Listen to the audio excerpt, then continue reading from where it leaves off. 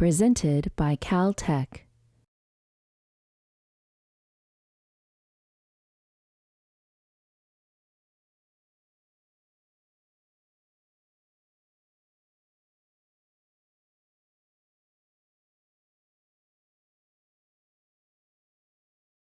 First of all, as I said, welcome back. It's been a while for some of you. I'm going to out Mel Stevens. I haven't seen him for 50 years, and it's so good to have you here, and others who haven't been back. I just thought I'd mention that the reunion team before we get started here, Mike Baskus, George Brackett, Louis Frost, Steve Watson, Ted Jenkins, we got together, we talked, we helped organize this, so if this doesn't turn out too well, it's not totally my fault. And I want to give a shout out to Patsy Goujon, who's been doing this.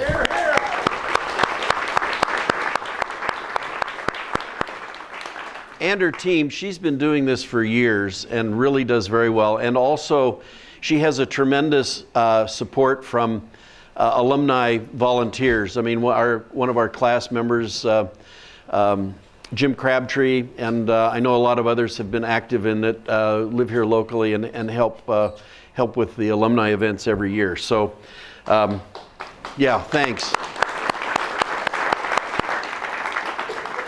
Boy, this is more applause than Feynman ever got. So I just thought I'd frame us back, and then I'm going to give you some personal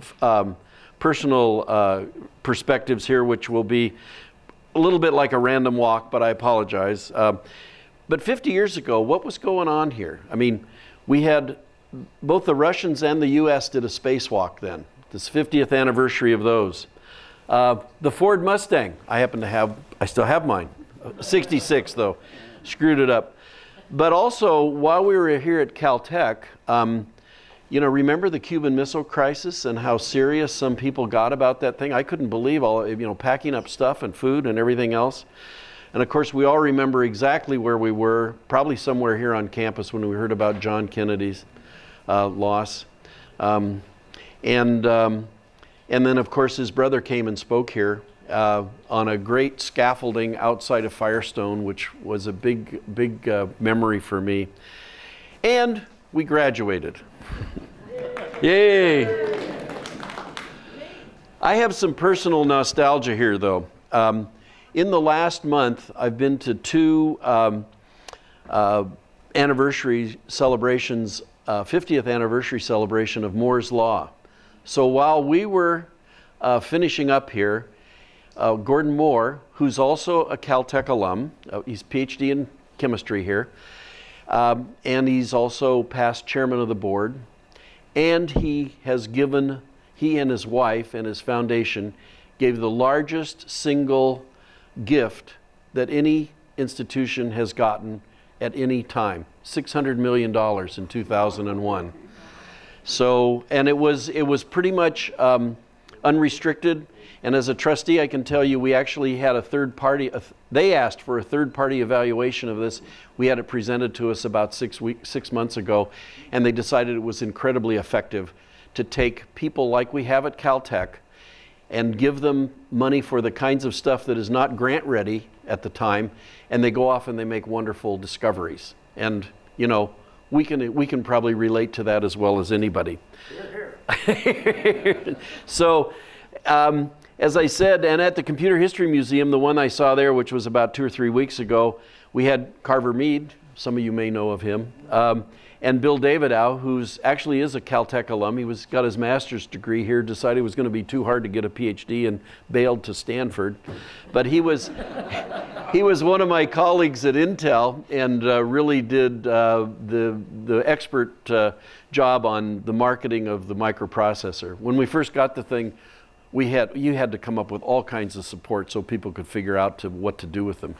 Now, it's gone crazy. And then at the Exploratorium, just Monday of this week, they had one for Gordon Moore. He was interviewed. He came from Hawaii, where he lives, and he was interviewed by Tom Friedman. And he's 86 now, doing pretty good. But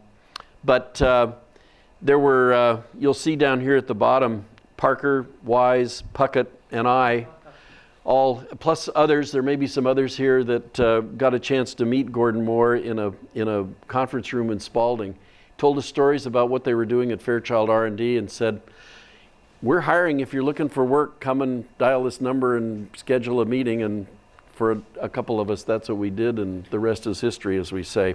So I really, this is a personal thing, so sorry for taking us off track, but I think because of Gordon's Moore, because of the 50th anniversary, and because he's been such a supporter of Caltech, I thought I had to take a little bit of airtime. Okay, so let's get back what this is about. Do you know where you were sitting? No, ignore Steve Garrison here for the moment. I don't think he's here. But we actually have one of Ralph Leighton's buds here actually printed a large picture, and I think they're going to want signatures for those of you that are here, and we can figure out where everybody sat. So, and I have to thank, Donald Blumenthal for passing this on to me, I want to say 20 years ago for one of our other reunions. But any rate, I'm going to move on to our agenda here. As I said, the introduction, hopefully I'm within my time here. We're going to open with Ralph Leighton, and I'll tell you a little bit more about Ralph. And then we're going to have an open mic for about 20 minutes, which means that you're going to have time to tell your stories. We have hand mics, so be sure and get one. My preference would be, we're also video recording this. The video recorder's right there in the middle. If you would like to have your piece on video recording, come down here and stand either there or here and use the hand mic. And then you'll be there. And if it's too much trouble to get down the stairs, you can talk from your local place and we'll have your audio recorded. This is for academic purposes, but we are being video recorded, so stay dressed, and you may have, if you have any licensing issues, we'll sick an attorney on you. No, it should work out fine. So anyway, and then we're going to have Robbie Vogt, Kip Thorne. I will introduce those as the time comes up, and then another open mic based on their inspiration. And at the end, if we have time left, I think the preference would be for us to use all of that airtime ourselves with our own stories. But if we don't have more, Ralph actually has more material that he could show to us. So that's there, and this is how we'll end up. After this, as I said, there's the chairman of PMA is hosting us into a reception, which will be downstairs, and be able to mix and mingle, talk about Feynman some more. And then we're all invited to the colloquium, and I'm sorry, which will be back here in this room after the reception. And I'm sorry I don't remember what the topic is, but we'll find out what that is during the reception. So our first speaker is Ralph Leighton. Very simply, he's the son of Caltech physics professor Bob Leighton, who always stood back up there during the Feynman lectures, next to to that side of the slide projector, and I'm talking about real slides in the olden days. He actually made these early Feynman books come to print. If you've seen Surely You're Joking, Mr. Feynman, it lists Feynman as the author. And yes, they're Feynman stories, but the guy who transcribed them is Ralph. So, and he's done that. That's the first one. He's done several others. He's also been organizing all of the audio records. He has some questions and stuff. He'll tell you about that. And he promotes Richard Feynman. He's really done a good job. He was a friend of Feynman's for, I want to say, at least 10 years, as he grew up in the Caltech bubble, as he calls it. But he and Richard did a lot of drumming together, and then even some trips and other things. So a lot of close stories. So he knows them very personally, and he will tell us about that. So I would like to turn the podium over to Ralph. There he is. And escape here? Sure. Okay.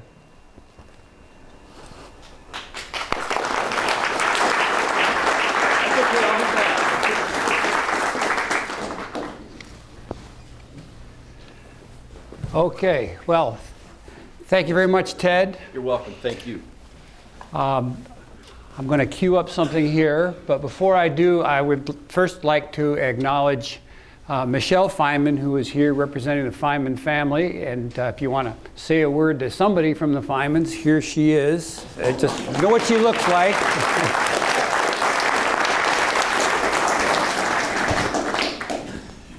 So, I've been working with the audio from Feynman lectures on physics. And most of the time, for me, my work is something like this. I'll have this in front of me, and then I'll hear something like this. I hope the sound works. February 20th, 1962, Lecture 30. February 20th, 1962, Lecture 30.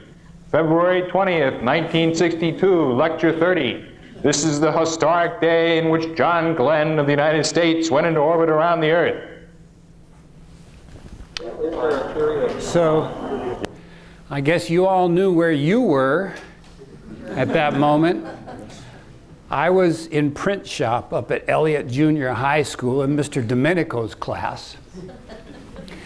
And in print shop class, we all just listened to the radio, and we were listening to whether John Glenn was going to make it down. But Richard Feynman actually tried to deliver a lecture that day, and it's kind of amazing because in this audio he's saying, "Would you guys turn that radio down back there?" So he was human after all, trying to give a lecture despite John Glenn maybe not making it back to Earth. They didn't know if the retro rockets were going to fire.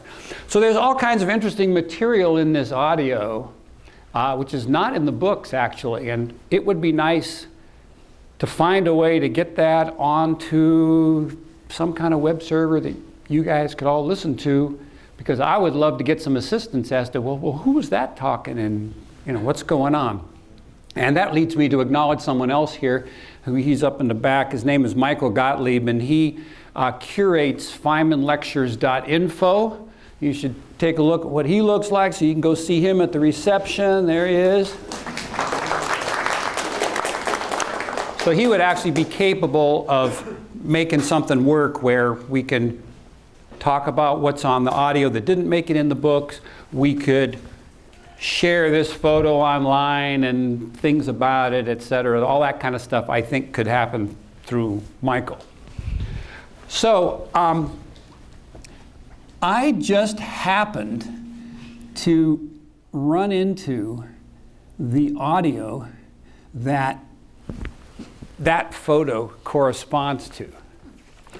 So I thought it would be fun to show you that photo at the moment it was taken and have you hear that. So that's what's going to happen near the end.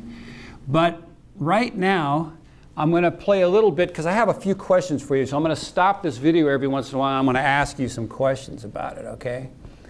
September 26th, Lecture 1, Atoms in Motion. September 26th, Lecture 1, Atoms in Motion. Okay, anybody know who that is? Who the announcer guy is, or the guy who's, because that's his picture, and I know his voice a lot. I hear him every time introducing this, so that's something to put back in the back of your mind. I would love to know more about who that is. I know who Tom Harvey was. Mm-hmm. I knew his son Howard did the biggest splash dives off the high dive over there at Caltech pool. That was Howard. Anyway, Tom and his British accent and all that. But this guy, I don't know. So anything you can tell me about the recording guy? I think wasn't it Dr. Fauci? I know Dr. Fauci, but that wasn't him. All right, well, here's another one now. At the very beginning, they made a mistake in the recording in the sense that when the guy is testing, he goes, lecture 1, he's speaking in a regular speaking voice. But when Feynman gave a lecture, he spoke to the last row.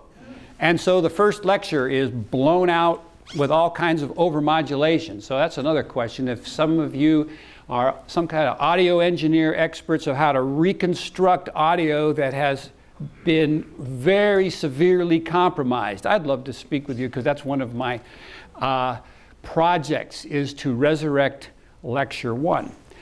But by lecture 4, they figured, oh, let's test this by having somebody speak at the top of their lungs. So they got a student in there. So maybe you know who this is, and maybe this person is here. So who is this? October 6th, 1961, lecture 4. All right, did you hear of him? All right, we'll find a way for you to watch this again. But one time a student got in there and did it. Now, here's my next question for you. In this first lecture, the microphone was set way too loud. So that made it hard to deal with the audio that Feynman made. But it also picked up some of the students. Especially the ones in the first or the second row. And there's one particular student in a lot of the lectures who's just got this distinctive laugh, and I'd love to know who that is. So I'm going to raise my hand when the laugh comes and see. I don't know if you can recognize yourself, but you might recognize, your friend from those times. So here we go. This is the very first lecture, the very first moments of the Feynman lectures on physics recorded at the wrong level.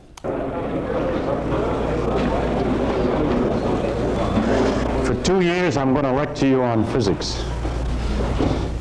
I'm going to lecture from the point of view that you are all going to be physicists. It's not the case, of course, but that's what every professor in every subject does.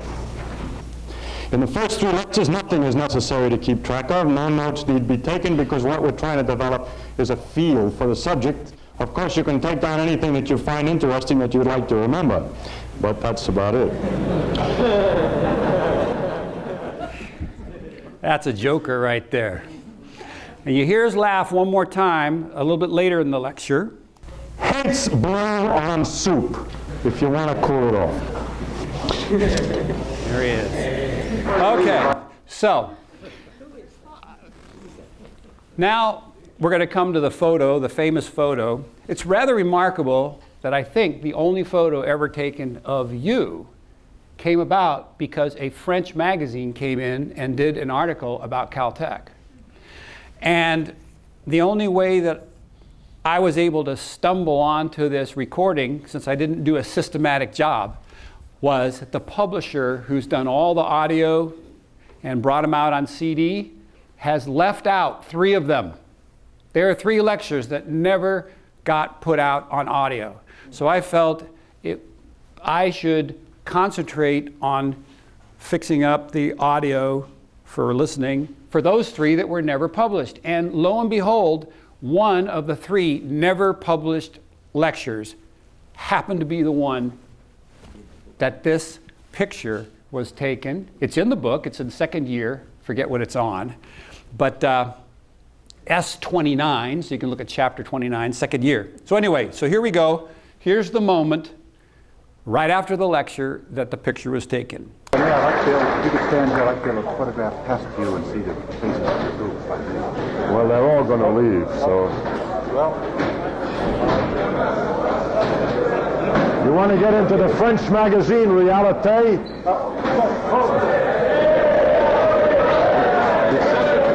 All right, yeah. Where do you want me? Facing them? Yeah, facing them. Okay, we're getting our names in the paper. Okay? That's fine. Now, All right. Thank you. how did you do? Yeah, you can get, come on. Ask me some questions and get your picture again. An E-field is, well, everywhere in space there's an E-field. Where's the guy with the cameras? You getting the pictures? Yeah, he's getting the pictures. I feel like a publicity. You are a publicity hound. Every once in a while we get caught by somebody. This time we got caught by the French magazine. Has anybody got a serious question? Anybody know who the publicity hound was there? Was that one of the students, or is that somebody else they grabbed? That's nobody you recognize? You mean the man in the picture with Feynman? Yeah, yeah. Well, that's George Chapline. Oh, okay. Hey, we got an answer. He was a graduate student, and then for many years he worked up at UC All right. The rest of his fingers career. Great. All right. Thank you, Dr. Frauci. And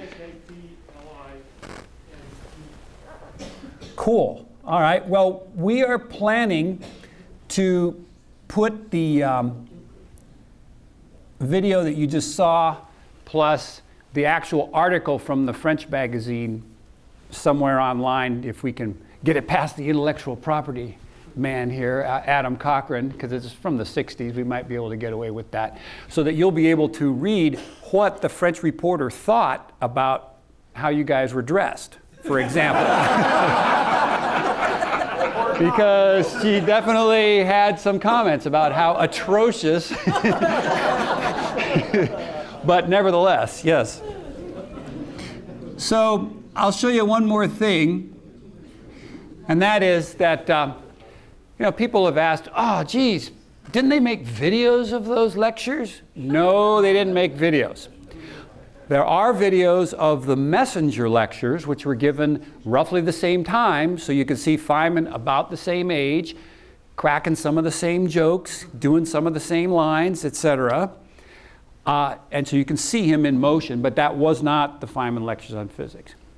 There are some still photographs, but as you saw, they're kind of grainy and whatever. And then it suddenly hit me that maybe we can use the audio from the lecture and then augment it with some animation to get across the points that Feynman's making and in fact reach an audience today.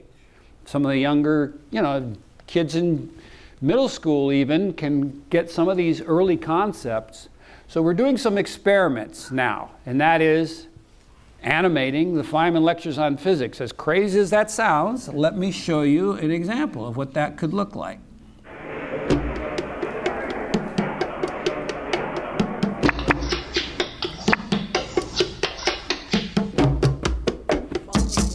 That's Feynman drumming with chalk sounds.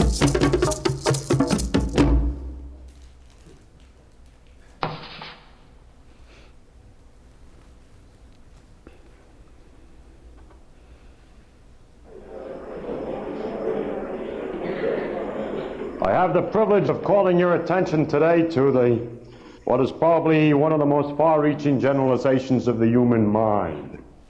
And while we're admiring the human mind, we should take some time off to stand in awe of nature, which can follow with such completeness and generality such an elegantly simple principle as the law of gravitation.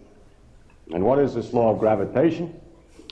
It is that every object in the universe attracts every other with a force proportional to the mass of each and varying inversely as the square of the distance between them. If you like mathematics, you can write that same thing as an equation, proportional to the mass of each and inversely as the square of the distance between them times some constant. Now, if I add to this the fact that an object responds to a force by accelerating. We need more money, we'll finish it. Here's another little snippet for you. Galileo was studying the motion of matter. See, the problem is, even if you know this, what makes them go around? And in those days, one of the possible theories that were proposed was that what made the planets go around was that they were behind them here located invisible angels which are beating their wings and driving the thing forward. As you'll see that this theory is now modified. It turns out that in order to keep them going around, you need the invisible angels to be flying in this direction and to have no wings. Otherwise, it's a somewhat similar theory. Might as well be. Now, Galileo discovered a very remarkable fact about motion, which was essential in order to understand the reason for these laws. And that is the principle of inertia, which is this, that if you have something moving and just going along and nothing touching it, just not disturbed in any way whatever, Galileo realized by some experiments and generalizations and idealizations that he proposed that it would go on forever, coasting at a uniform speed in a straight line. In other words, if nothing disturbs an object, it'll keep on coasting at a uniform velocity in a straight line. Why does it keep on coasting? Maybe it's the angels, but we don't know. But at any rate, that's the way it is. Then Newton modified this idea and said even more. that if you want to change the motion, you do it by a force. If you want to speed it up, or it gets speeded up, when a force is applied in a direction of motion. It gets its speed changed into a new direction if a force is applied sideways, and it's deviated sideways. So Newton added the idea that you need...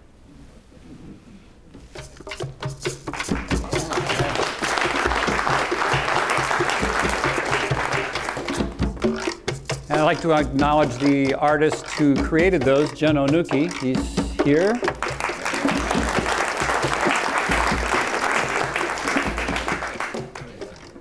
So we'll be happy to talk with you all at the reception. September 26th. Whoop. If you have any more ideas, or the name of this guy is coming up for you. Okay, thanks a lot. On to the next person.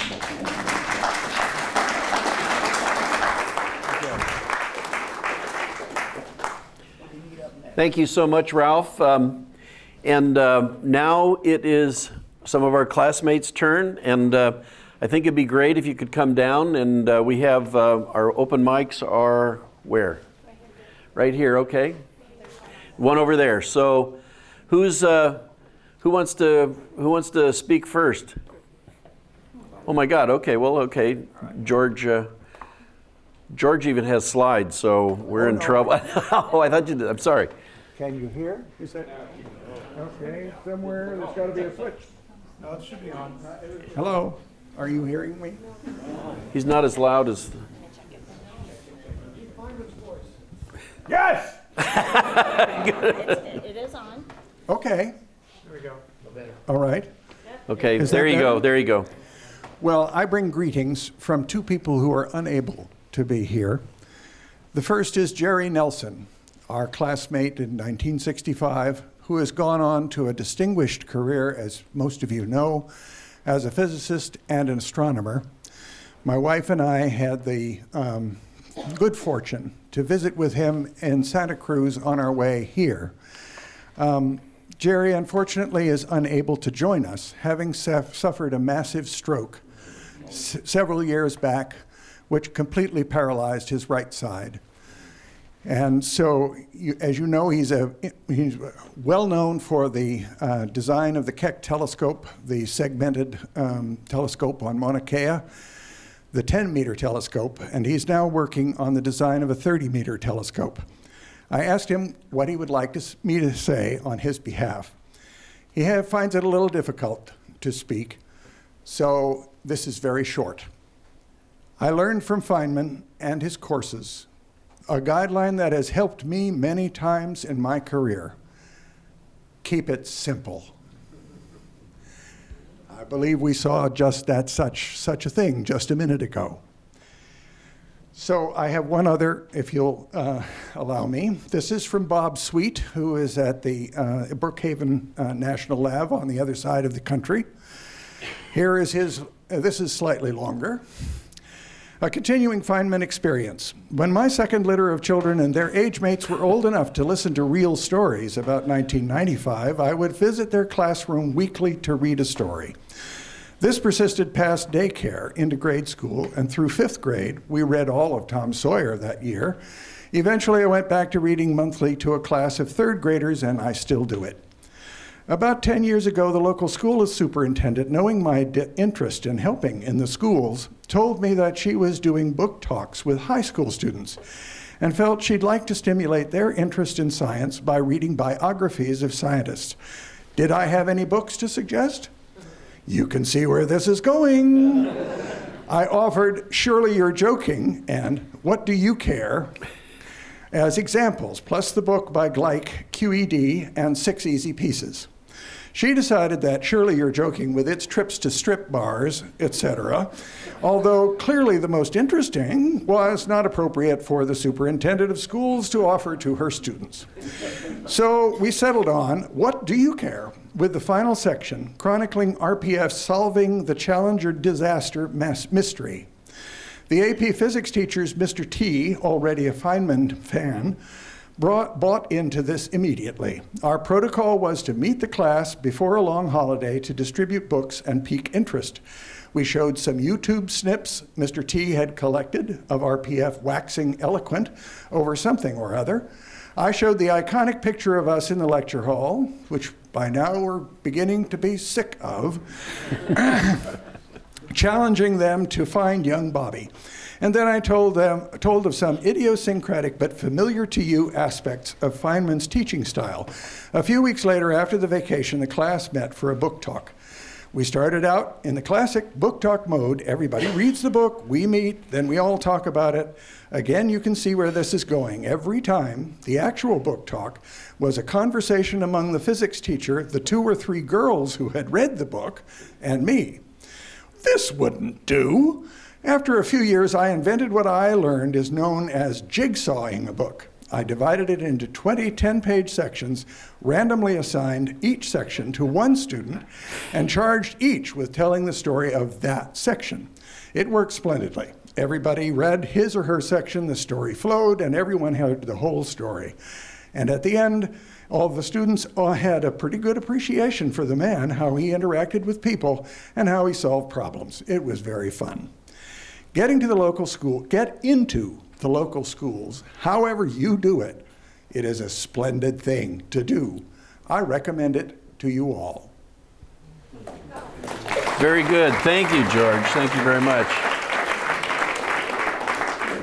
It sounds like a techer to me. Let's, who's next? Come on down, Doug. Or, we can pass it over, sure.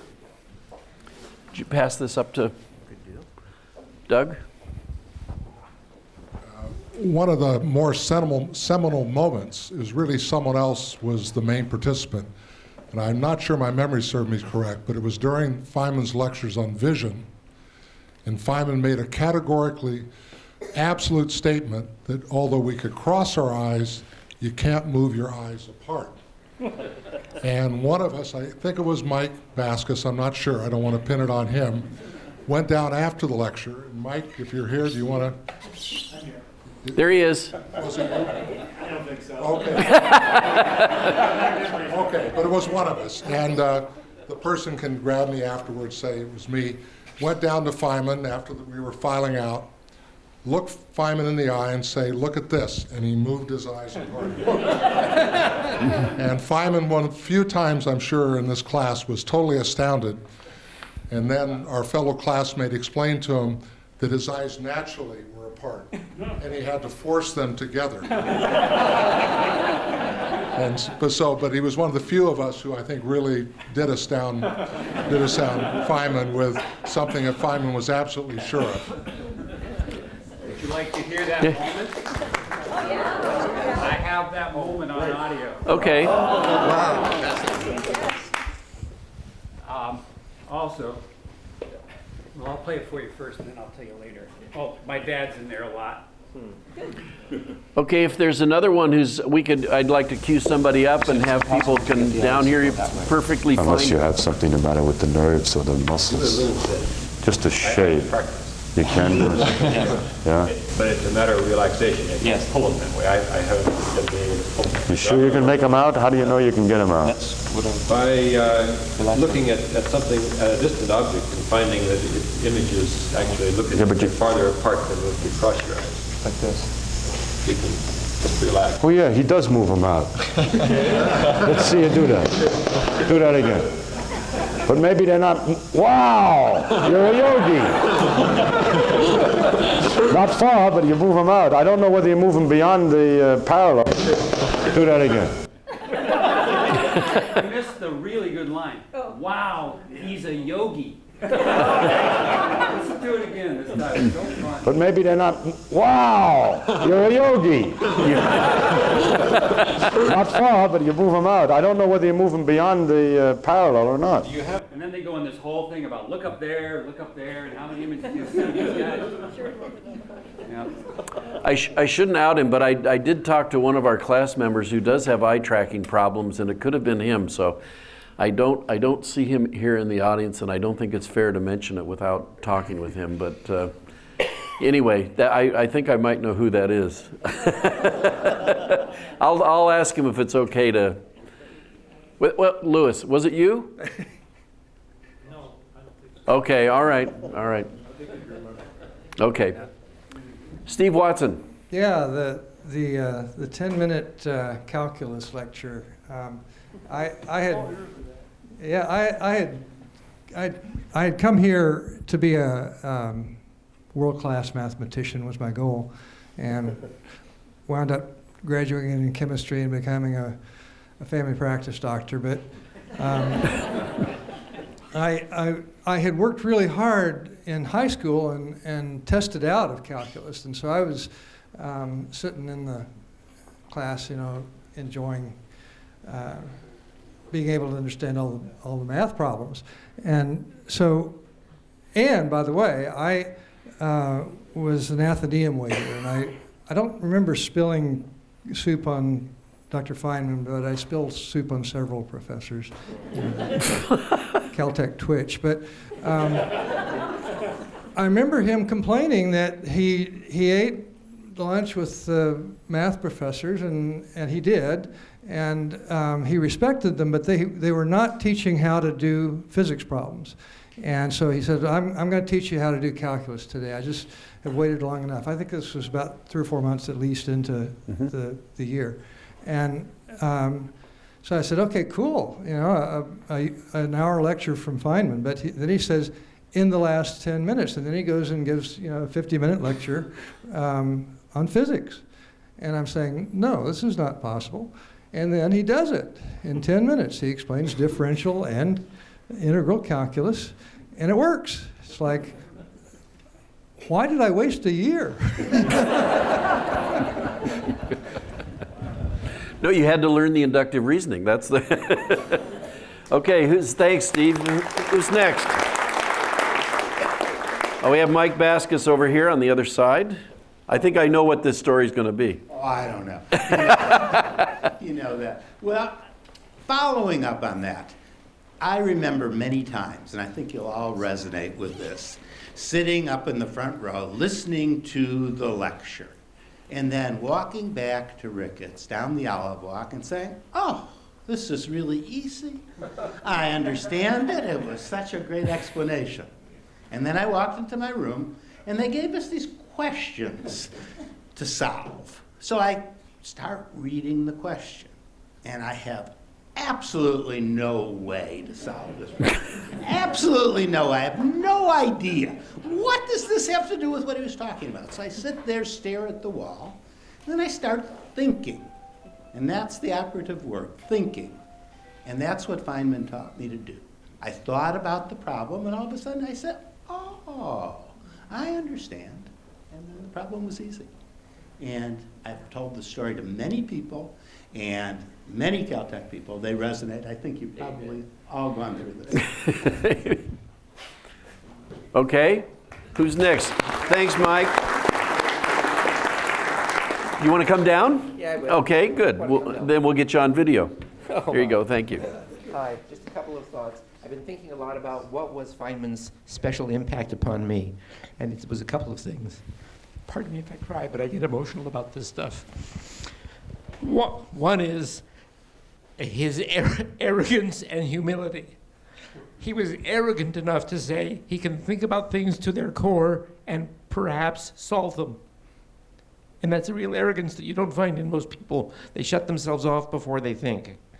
And then the humility that he would listen to us as freshmen and sophomores and consider that perhaps we had something to say, that something what we said or asked would influence or change his thinking.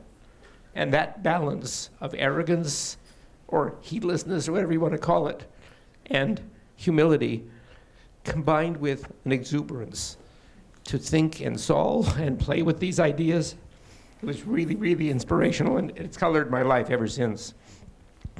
And the second is his, what I call outside-in strategic presentation.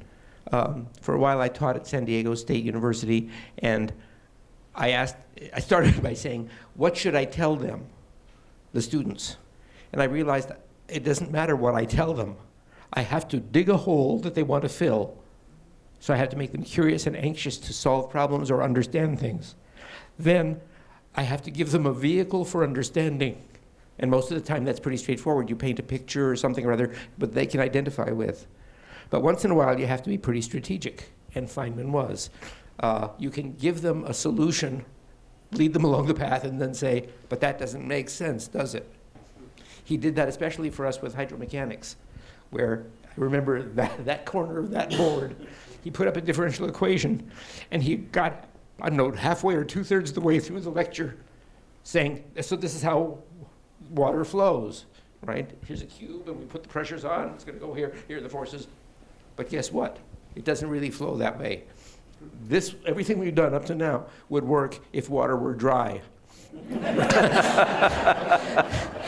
But if you look at that differential equation, it doesn't account for the fact that water isn't dry. Don't give up, he said, because he was optimistic and enthusiastic. So now you know enough to understand how sugar flows, coal dust, salt, silt, all sorts of stuff. But to understand how real water flows, well, there are guys on the other side of campus, he said, that have devoted their lives to trying to figure out that differential equation, and they get closer and closer. But it was that strategy of saying, yes, you can tackle this, and then here's how well you can do with your tools, and here's some solutions along the way. It's colored my life since forever. Thank you.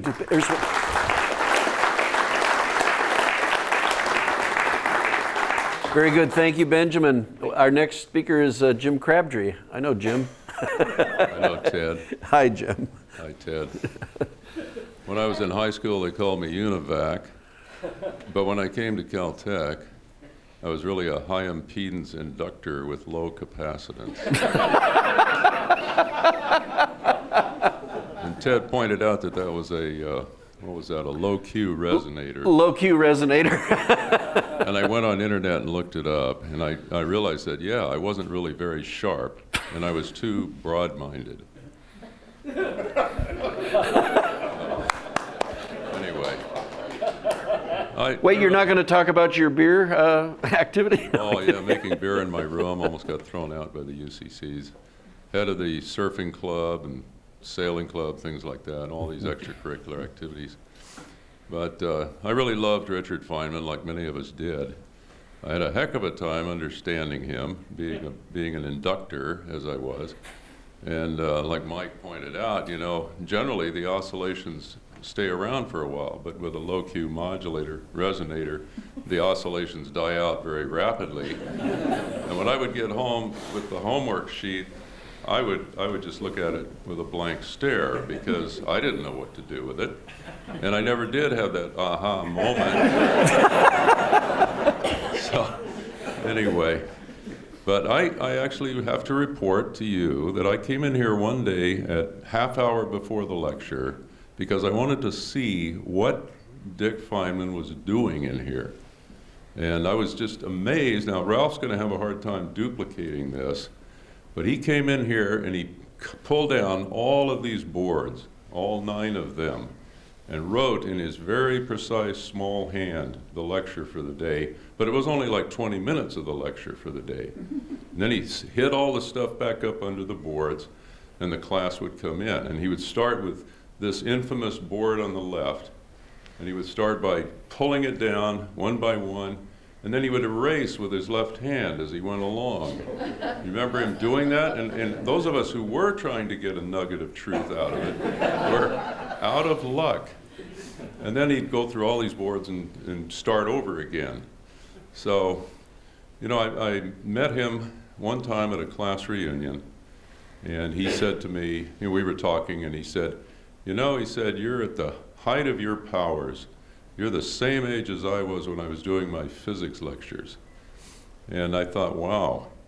And I had always watched Feynman very carefully at what he said, because what he said was so important.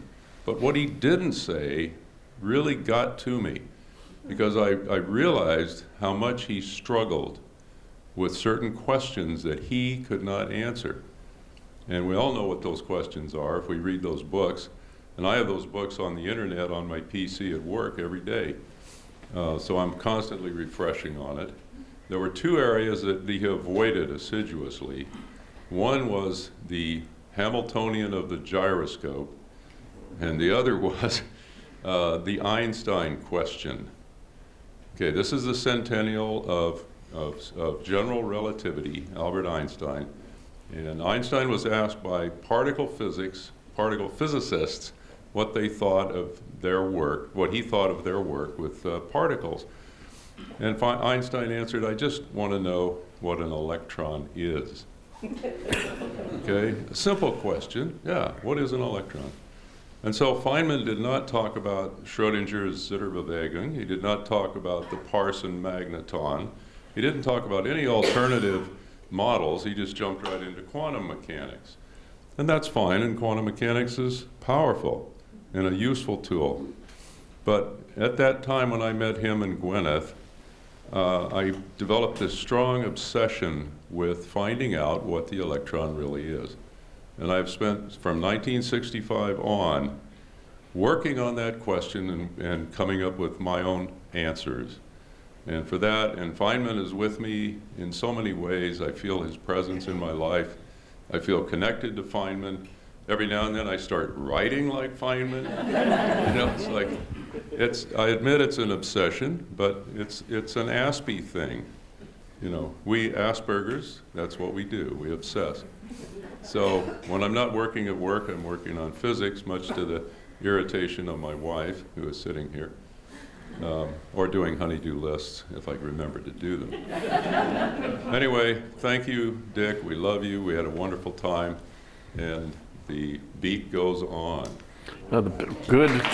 Very good, Jim.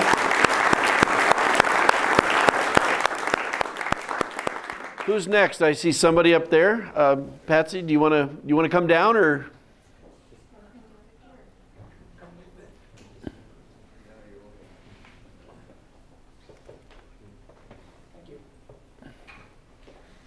Thank you for allowing us the video recording.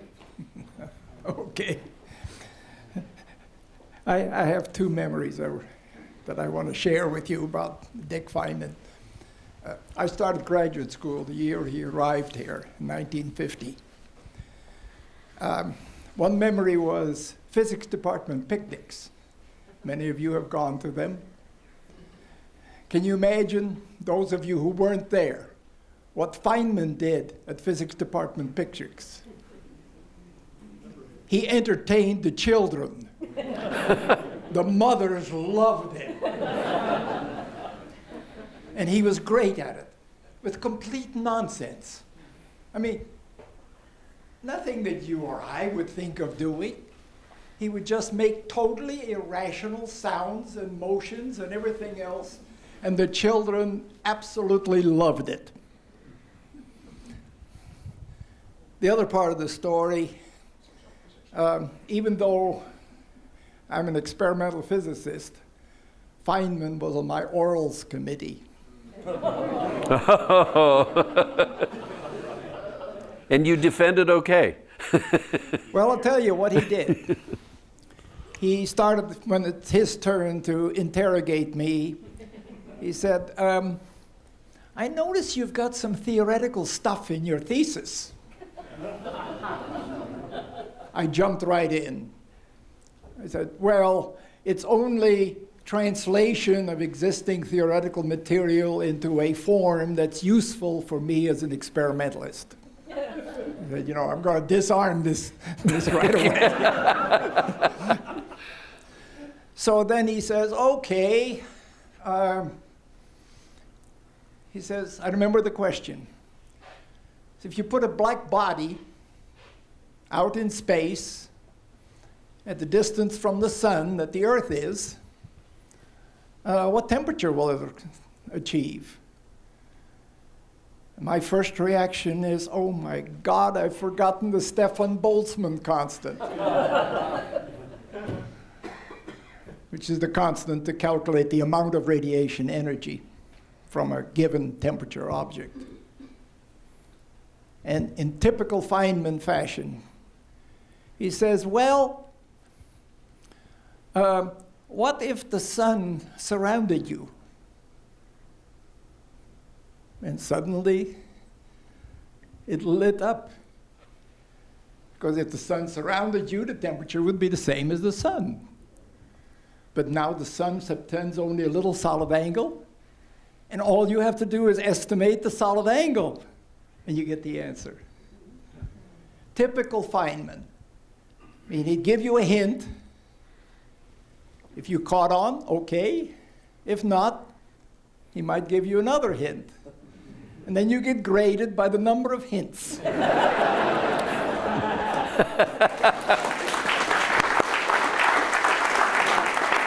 Very good. Thank you. Thank you so much, Victor. Who's next? Louis. Do you want me to pass this up, or do you want to come on down? Okay. Okay. Thank you, Patsy.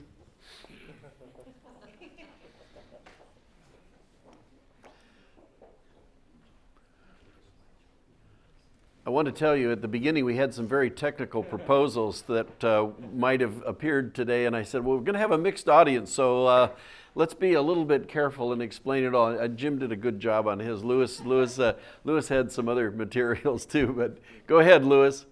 Okay, well, mine is a little more serious. Most of my classmates, this is a question for the audience, all my classmates here. So most of my classmates ended up as professors with PhDs or maybe in government laboratories, but I ended up in industry and in research laboratories. But the experience I found was that a lot of people didn't have the education that I did and didn't have the technical education.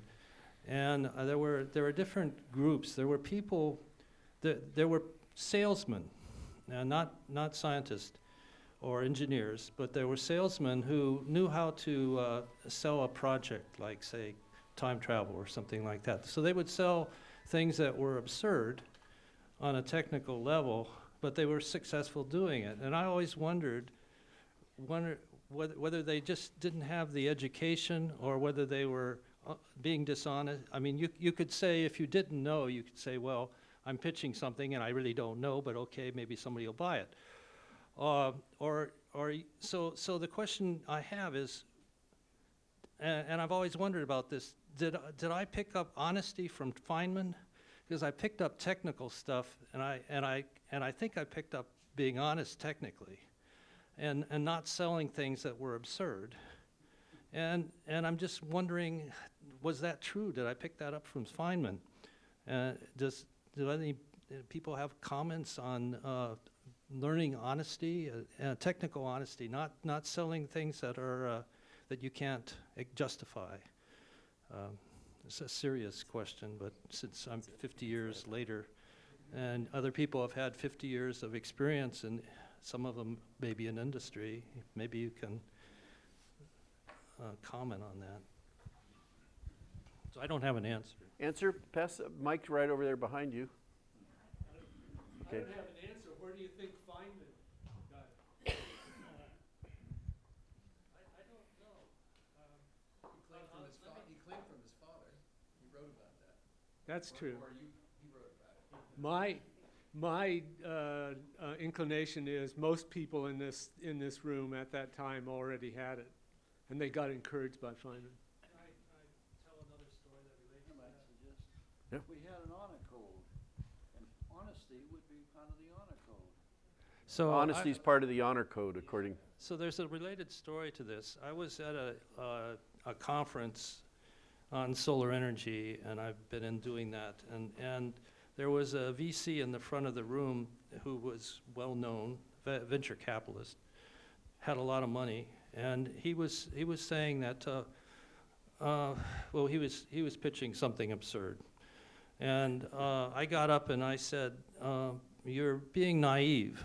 And the audience all laughed because this guy had money. And I was just a scientist, right? So, but later at the coffee break, somebody from the audience came up to me and said, you must be from Caltech. And I said, yeah, you're right. So that's a related story. I mean, how did he know that I was from Caltech? Okay, one more over here. It's close. Doug, behind you there. So I had this discussion reminds me of two aspects of my own academic career. One is as a teacher or professor, not speaking now about my own research, I'm a biologist or a geneticist, but as from the pedagogical point of view, and seeing Bob Leighton's name up there, your father, reminds me that he was my TA in the first year of this physics class. Wow. So in other words, what was remarkable about this class and is really mind-blowing for a contemporary academic is that Feynman taught these courses, but it was a departmental enterprise in that the entire faculty, including very prestigious people with their own careers, contributed mightily to, this is 4 straight semesters, 3 times a week lecture, and how many times a week did we have sections? Once or twice? I can't recall. Once a week of sections. And so the idea, I've said at lunch to my colleagues at Brandeis, can you imagine all of you contributing to a joint venture? So this was, I don't quite understand the dynamics, whether this was his own individual magnetism or a different era when people really did things collectively and were not quite as ego-driven as today, or exactly how this came about. So that's from the teacher's side, or the professor's side. And then from the student side, I've taught freshmen a couple of times a seminar on a course entitled something like Life Sciences for Poets, Lawyers, and Young People, what every educated person should know about what's happened in life sciences over the last 50 years. You know, how do we think the brain works, cancer, the kinds of things that I have just been around and watched explode since the 60s. We got the expert coming You right mean, you behind mean all you. this wasn't videotaped? I just did all that for nothing? I'm not going to repeat myself, so I'll just...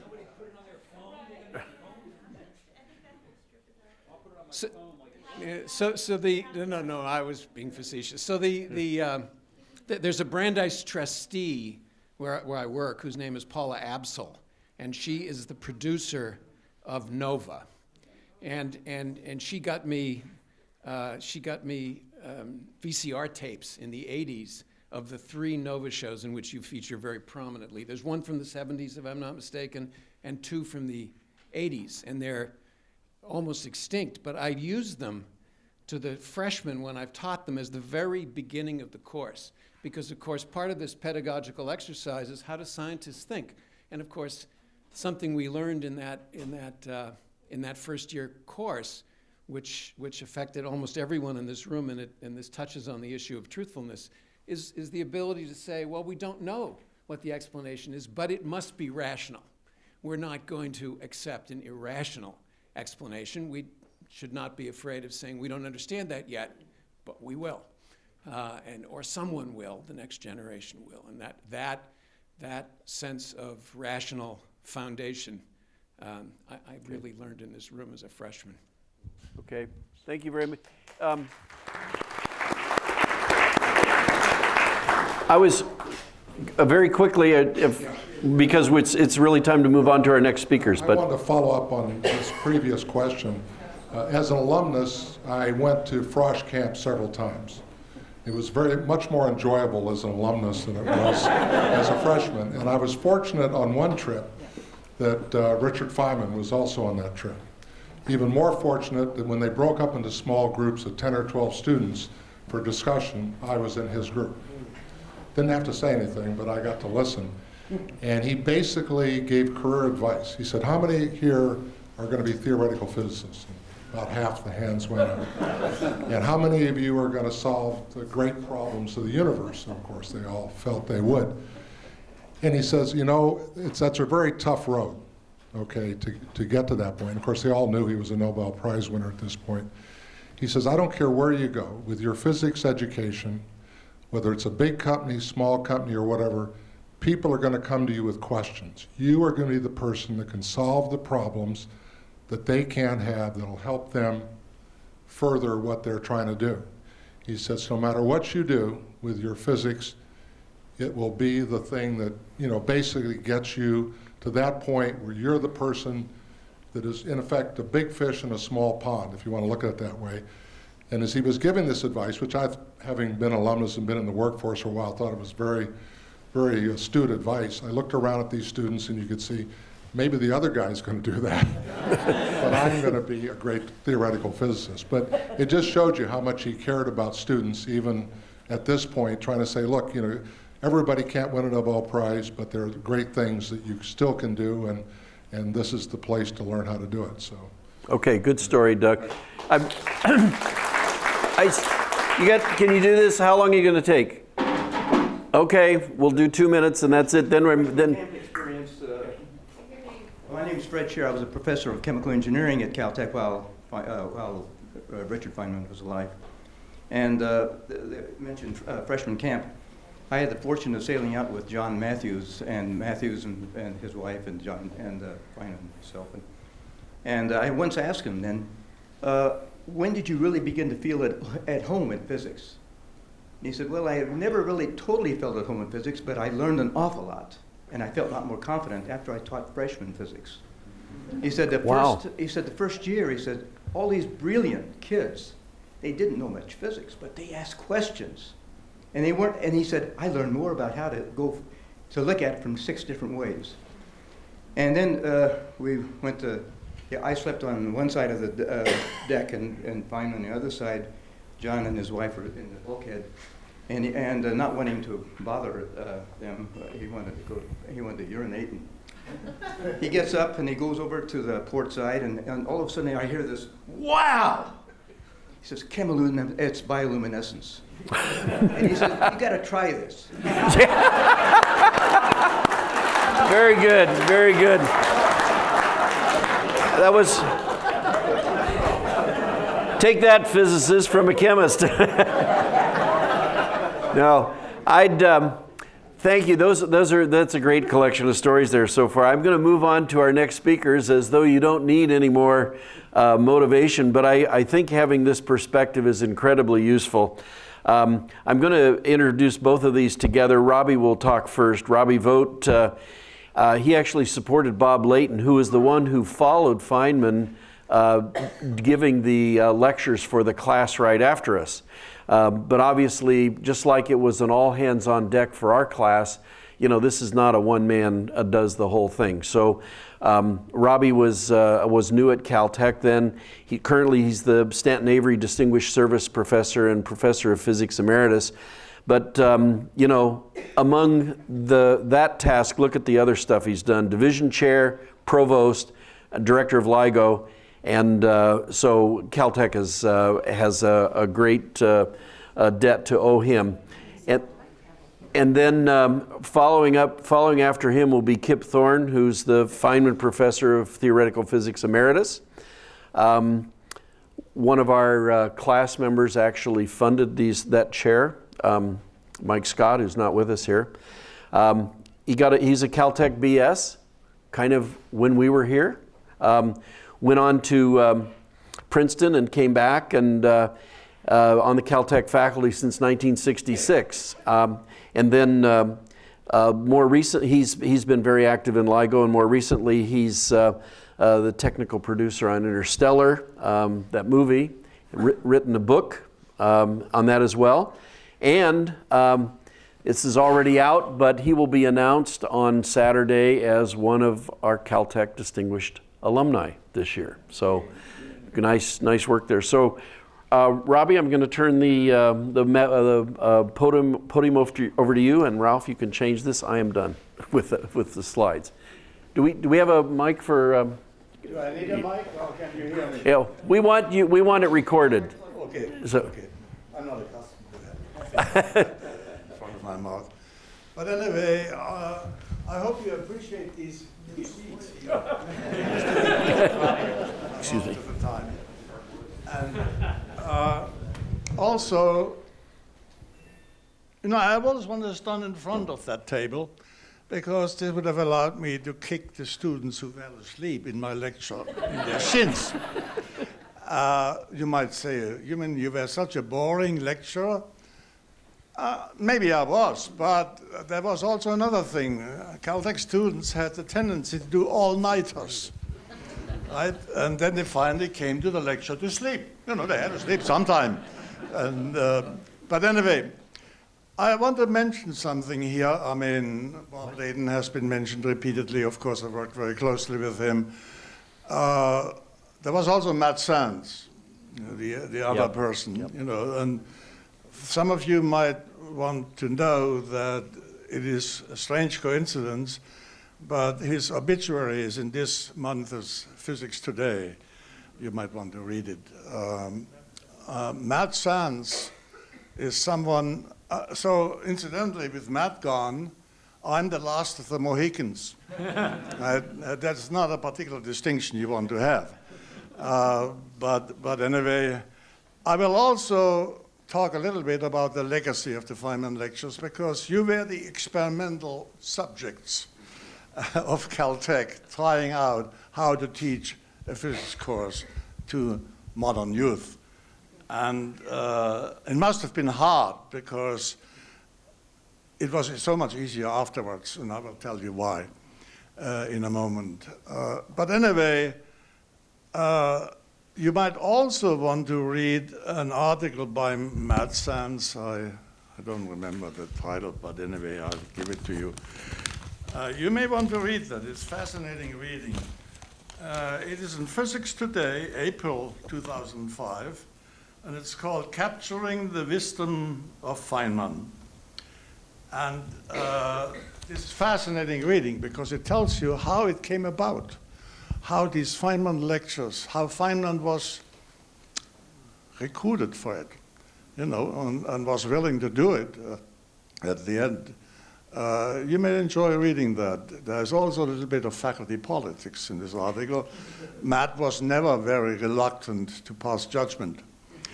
And so anyway, I also read Feynman's preface for the Feynman lectures. And I must say, it is unfortunate that Feynman came to the kind of pessimistic conclusion which he wrote in his preface. I understand why it happened, because he had to get that information secondhand. How were you doing? And there were a number of professors who felt sorry for you and basically said it was too tough.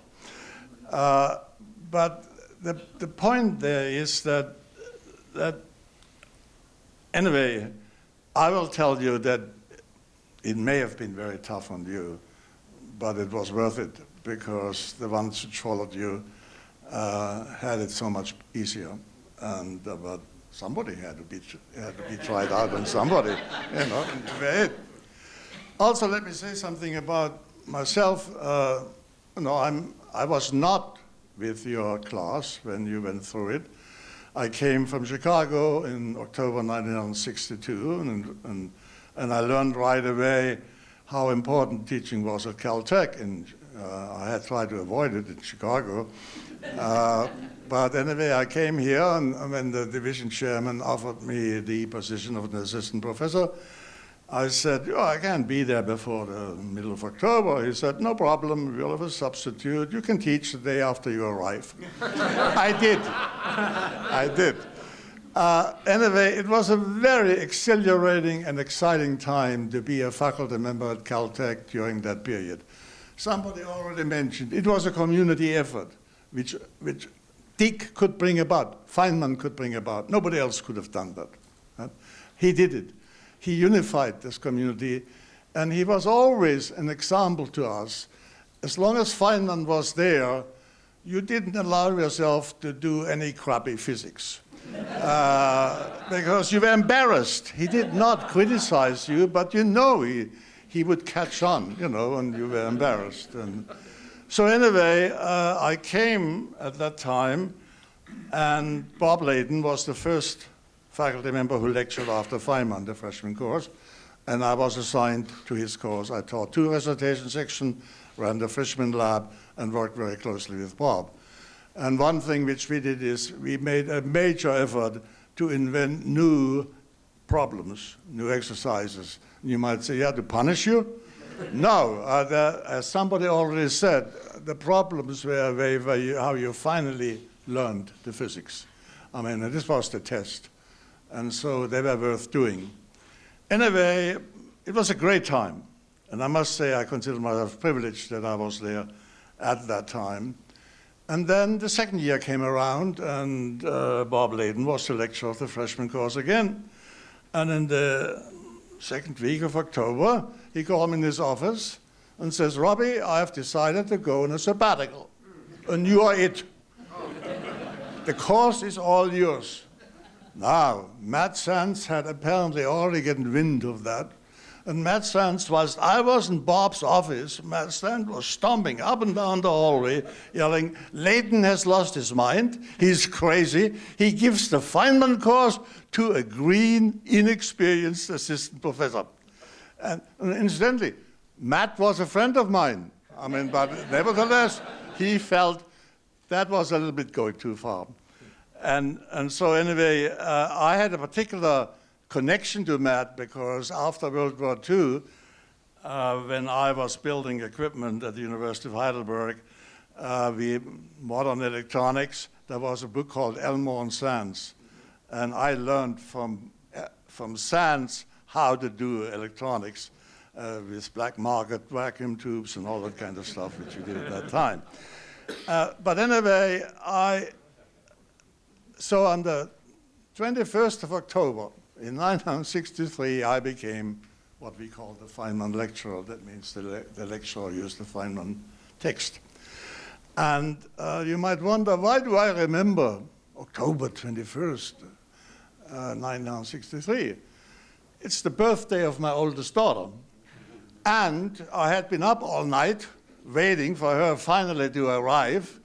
And I had gotten yellow fever and typhoid shots 2 days before because I had to go to India. I had a high fever. I hadn't slept all night. And I walked into the classroom here, and the poor students looked at me and said, oh, God, we are in trouble. You know. So anyway, it turned out better afterwards. Now, how did I do the Feynman lectures, work with the Feynman lectures? The first thing which I decided is, and you might be interested, because you see, in your case, your recitation instructors didn't know what next week would bring. It was a very tough job to help you with teaching, you know, for everybody. It was much, much easier the second year because we had the book. And I knew what would follow next. And so I assigned one chapter of Feynman for each lecture. And then I came in and I said, look, I'm not going to parrot Feynman because nobody can parrot Feynman. If you parroted him, you would diminish the impact of his works. I said, you have read the Bible. That's all what you will hear from me. Now I will teach you how to work with Feynman, how to work with what you read. And I did it by working out particular difficult sections in a slightly different way or in an amplifying way. I showed them exercises. I developed new demonstrations. So basically, they read Feynman, and I basically tried to teach them how to make use of it in the most effective way.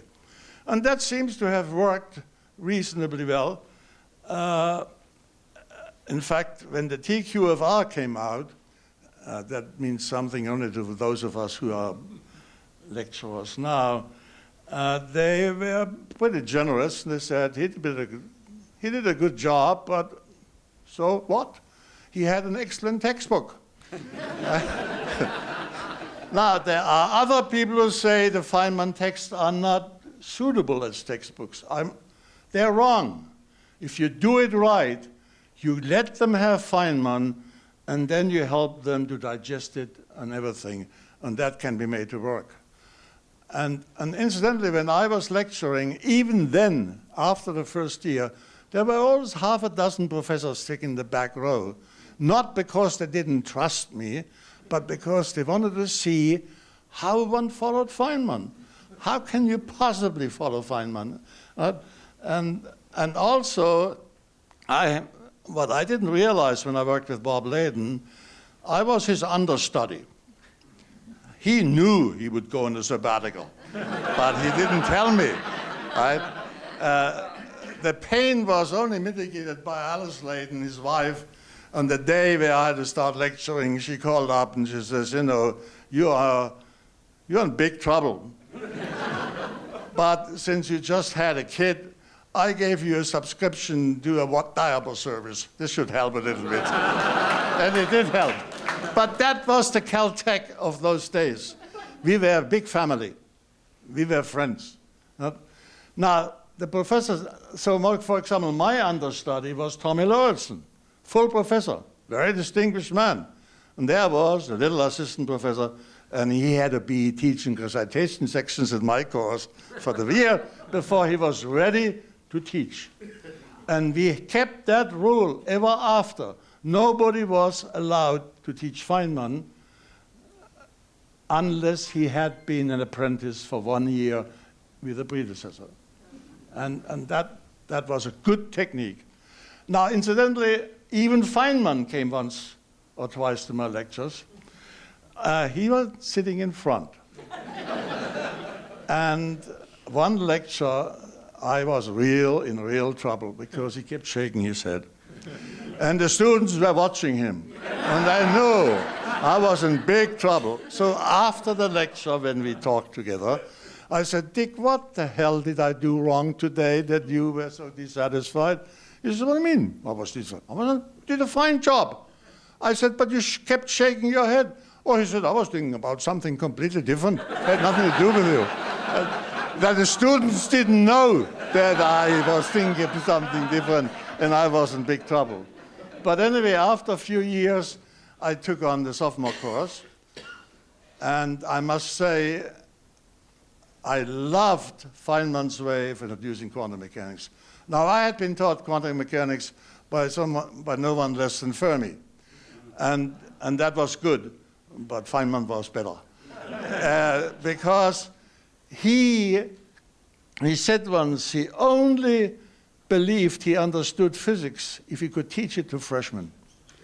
And he tried to tell them the beauty of quantum mechanics, even if you were a biologist or a humanist or anything like that. And I think he did a superb job. I could appreciate that because I knew quantum mechanics. And so in my junior year, when I taught a junior course, I was never a junior. But when I taught a junior course in modern physics, I used Feynman quantum mechanics extensively, what he had taught them as sophomores, or what I had regurgitated to them when they were sophomores. And there were certain things you could do with Feynman quantum mechanics which were extremely elegant and much better. One of my favorite professors in Chicago had been Val Tellecti. He wrote once a paper, Nuovo Tremendo, which had 16, 20 pages, and I think he calculated the G-factor of the electron. And I told my students, juniors at Caltech, why don't you calculate a G-factor in less than 16 pages and with less much of mathematics, because you have the power. And I tell you, more than half the class came in with perfect solutions, and they were proud as peacocks because they had done something on 2 pages, which a famous professor had done on 16 pages with a lot of mathematics. Right? And so the Caltech students, if you gave them a chance, they were always there to get you out of trouble.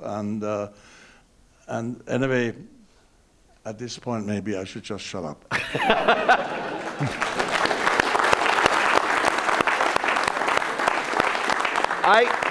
Robbie, I just regret we didn't schedule another half an hour or an hour for our meeting here. Your stories are wonderful. Thank you so much for that.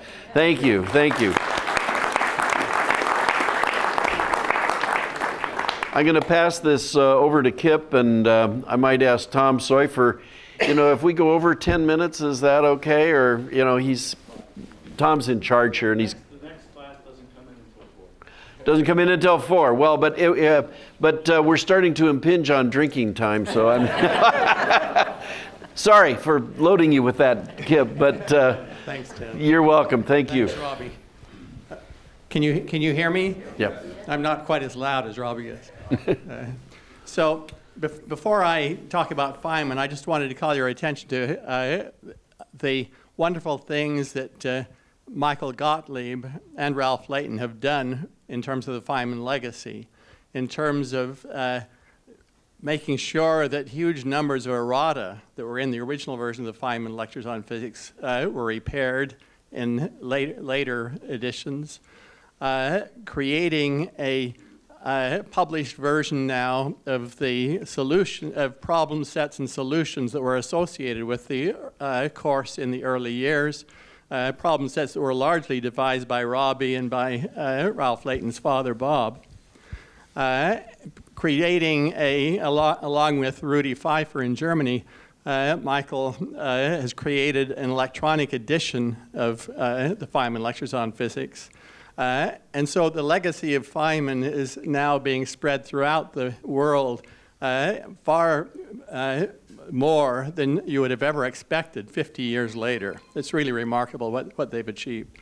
I'd like to talk for just a few minutes about two of the things that I learned were secrets of Feynman's great success in physics as a researcher.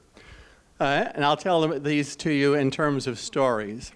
The first story begins with Martin Schmidt's discovery of quasars here at Caltech in 1963.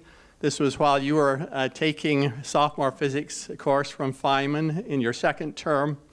Martin discovered quasars, and huge numbers of people around the world start to struggle, try to understand what they were. Fred Hoyle was visiting Caltech, and he and Willie Fowler devised a theory of quasars based on supermassive stars, stars that weighed, say, 1 million times what the sun weighs. And they gave a seminar on this. And in the seminar here at Caltech, this would have been, by then have been your third term as sophomores. In the seminar, while they were talking about these marvelous supermassive stars, Feynman stood up and objected. He said, you know, because of general relativity, those stars are going to be unstable. They'll collapse. And everybody's jaws dropped. And shortly thereafter, Subramanian Chandrasekhar at the University of Chicago published a paper on the same thing, explaining about this relativistic instability that nobody had ever known about before. But it became legendary, a legendary example of Richard Feynman's insights, that he just knew this, that these stars were going to be unstable, they would implode, so this theory of Hoyle and Fowler couldn't be right in the way they proposed it. So when I came back on the faculty a few years later, I asked Dick about it. I said, how did you know? And he said, well, I'll show you. And so he came back the next day and brought me a sheaf of 40 pages of calculations he had done. He had been curious because our common mentor, John Wheeler at Princeton, had been urging everybody to study the collapse of objects to form what we now call black holes. This was a great crisis in physics, a great opportunity to really learn about the nature of the interface between quantum theory and general relativity. And so Dick, by himself, just curious about this, had done 40 pages of calculations, trying to understand the onset of gravitational collapse of stars. He'd come to understand it, he was happy with it, and he put these 40 pages of calculations, hand calculations away. They included solving with a slide rule the equation for the onset of the collapse numerically, because he didn't have digital computers in those days. And so I asked Feynman, how did you know? Well, this was the answer. He had, because of his own intellectual curiosity, he had pursued this question, he had satisfied himself with it, and he had never told anybody about it. He'd just done this at home by himself, just out of intellectual curiosity. And then it happened that this theory of quasars was proposed some months later, or maybe something like a year later, I'm not sure. And so he knew from the sweat of his own brow that these things were going to be unstable. Of course, he didn't tell his colleagues at the time that he knew. It was Feynman, the oracle, announcing things. So the secret to many, I know, of his miraculous oracular remarks was hard work of his own, driven by intellectual curiosity, working at home by himself, just trying to understand the universe around us. So my second story, I had 3 stories. I'm cutting back to 2. I have to just see which one it is. Okay. When I came back on the faculty, I found that Richard Feynman was a wonderful person to go to help you solve problems. Now, this goes back to Doug's remark about what Feynman said you might do after you get your degrees, go and be the guru that helps other people solve problems. Well, for me, he was my guru, helped me solve problems. If I thought I had an idea, a brilliant idea, I would go to Dick and I would say, can you tear this idea apart? Let's talk about it, let's brainstorm. And so we would brainstorm. And I remember this happening 3 or 4 times during my career. I would have a great idea about once every 5 or 10 years. So 3 or 4 times during my career was about par for the course. Anyway, so I would go to him. We would talk for a few hours. He would object to this, that, or the other thing. I would say, I'm going to go home and I'm going to think about it, and I'll come back tomorrow and let's talk some more. He said, sure. So I'd go back the next day. Remarkably, he had almost 0 memory of what we had discussed the preceding day. But that didn't matter because he could recreate it all very, very quickly. Feynman had the power of figuring things out, and so he didn't have to remember things. Or maybe it was that he wasn't able to remember things, so he developed the power of finding things out. I'm not sure which it is. So it may have been that his part of the secret of his success was his lousy memory, or perhaps his willingness to forget, because developing that ability to figure things out from first principles time and time again whenever you face something, that was one of the huge powers that he had, more than anybody else that I have ever encountered.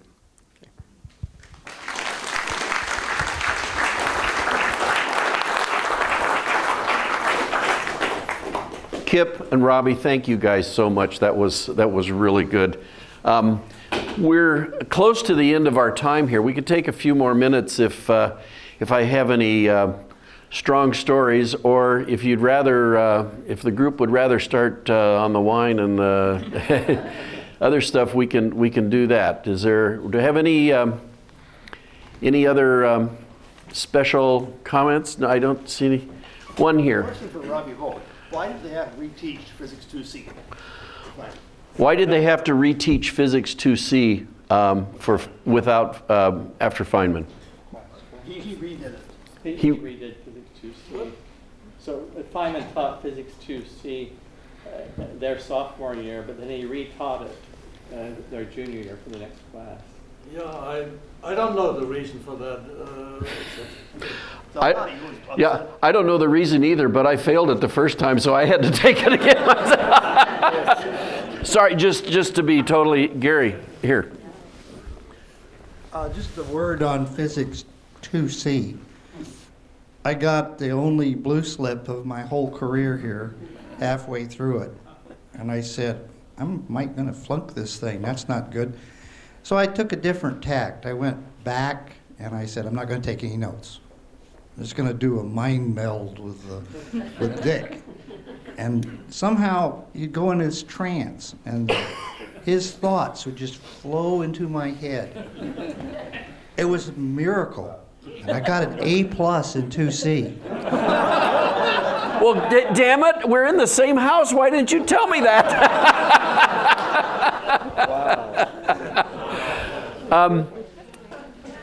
Roger? Okay, he's got a quick one. This is fine.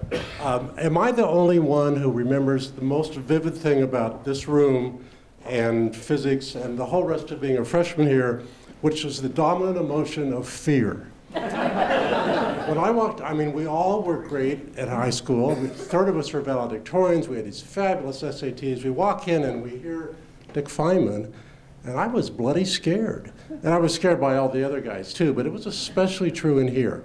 And And the thing I remember most distinctly, and I don't know when it was, but it was pretty early on, it was when this feedback was coming that people were nervous and didn't get it. He stood up there and almost in a avuncular way, he said, I know this is tough. Remember, you're a selected special group. You've done terrific things so far in your life.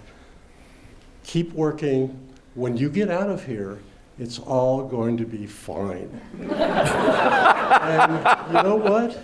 He was right. It was. Very good comment. Thank you, Roger. I think I'm going to cap off the 65 comments there. Michelle Feynman in the room said that she would be happy to make some remarks, and so I'd like to give her the microphone now. Where's? Oh, okay. Yeah. Somebody told me. Okay. Well, then let me just say something about myself. Okay. So I would suggest you keep an eye out in a few months for a new book that Michelle has put together, quotations from Richard Feynman. I'm not sure. What's the precise title of the book? The Quotable Feynman.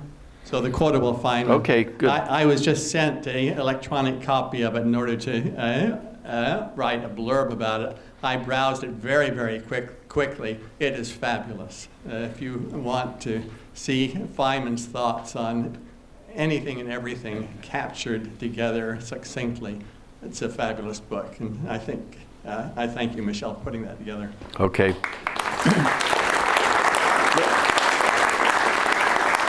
I apologize. That was a rumor that I guess was not true. Patsy, could you take a mic up to Tom Seufer? I'm going to give him the final thing here to tell us about. I told them I did not know what the colloquium subject was because I had my own stress about running this meeting. Okay, well, let me. By the way, let me just say this is Tom Seufer, chairman of the Physics, Math, and Astronomy division, and Class of '68. Class of '68. So when I came onto the campus for the first time when those of you who were in the class of '65 were seniors. You'd already survived the physics, Feynman physics, and Robbie was the lecturer in my class, and I would sit back up there and stay awake.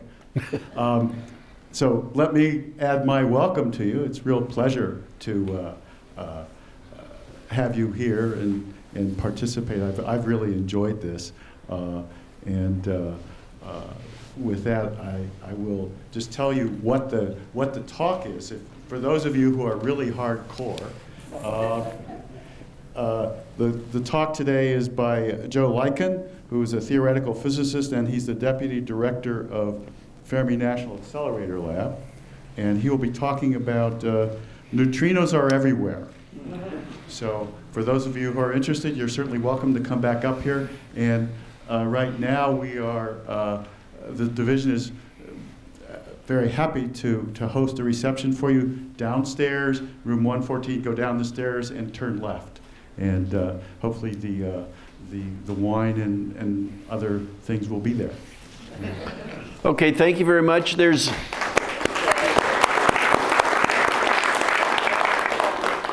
I'm going to leave the picture here. I think those of you that as you cycle by, if you could get your name recorded on there, and then we'll, Ralph, somebody else can then bring it back downstairs to those who missed it. So don't panic, it won't be your only chance, but as you're rotating out, go ahead and take this. And again, thank you for a wonderful session.